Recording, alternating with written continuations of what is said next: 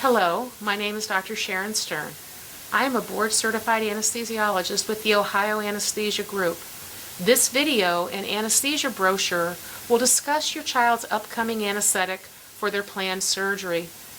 We understand the anxiety related to your child having surgery.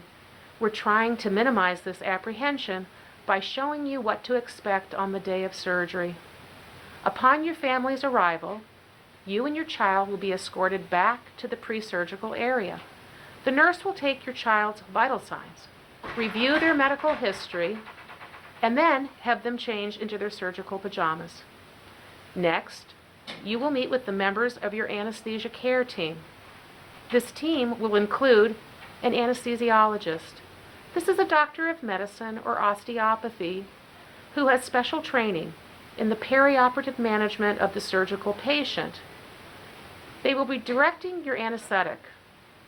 Your team may also include additional providers, such as certified anesthesiologist assistants, we refer to them as AAs, or a certified registered nurse anesthetist, a CRNA, that are part of your care team.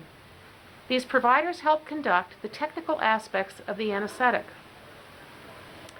A member of the anesthesia team will also review your child's history, and it's very important that you tell the anesthesia provider about any conditions, history, experiences, or concerns that you or your child have or have had in the past.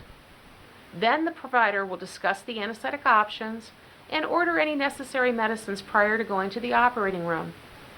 An anesthesiologist will be responsible for your care until you are discharged either to home or transferred to your room. Once the operating room is ready for the procedure, your child will be transported there by crib or a wheeled cart, and you will be directed to the waiting area. Once your child is in the operating room, several monitors will be applied to help monitor the anesthetic. These monitors include a blood pressure cuff, an electrocardiogram monitor, and blood oxygen saturation monitor or a pulse oximeter. Your child will then breathe some oxygen and some medicines in through a special mask. Some people refer to this as laughing gas. This type of anesthetic is called a general anesthetic. A general anesthetic provides for amnesia. This means not remembering, analgesia, managing pain, and muscle relaxation. Once your child is asleep, then an intravenous catheter or an IV will be inserted. The IV is a small plastic tube that allows for fluids and medicines to be given during their stay at the facility. Next, a breathing device may be placed to assist with your child's breathing and allow them to inhale medicines to remain asleep during the procedure. A member of the anesthesia care team will be with your child continuously during their procedure. After the procedure is finished, your child will be transported to the recovery room. Upon arrival in the recovery room, we will reapply the monitors that they had on during the operation, and a recovery room nurse will assume your child's care. After your child is awake in the recovery room, one of the parents will be invited back to stay with them. The anesthesiologist will have medicines available to treat your child's pain, nausea, or any other treatments that they may require during their recovery from their anesthetic.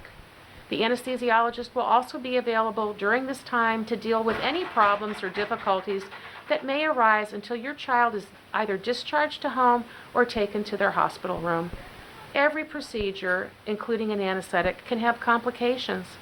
Some of the more common complaints after an anesthetic are nausea, headache, sore throat, damage to teeth, breathing issues like asthma, and prolonged sleepiness. Some events will depend on any underlying medical problems.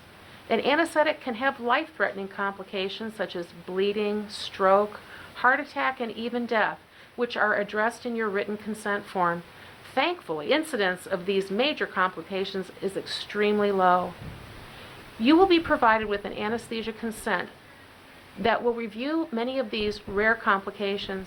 If you have any questions or concerns after you review the consent, please feel free to discuss them with your anesthesiologist prior to surgery.